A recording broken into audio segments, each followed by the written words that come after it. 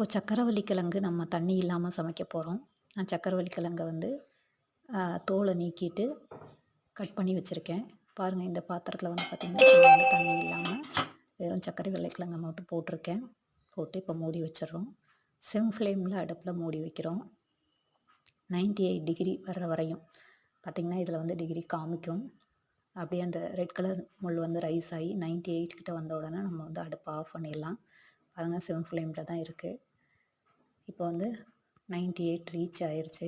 இந்த 98 ரீச் ஆகிறதுக்கு வந்து பார்த்திங்கன்னா 5 மினிட்ஸ் எடுத்துக்கும்.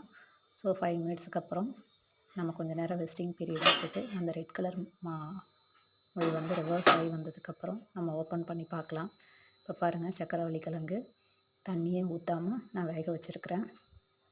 ஸோ இதை பற்றின ஃபுல் டீட்டெயில்ஸ் வேணும் அப்படின்னா நான் டிஸ்கிரிப்ஷனில் கொடுத்துருக்குற நம்பருக்கு காண்டாக்ட் பண்ணுங்கள்.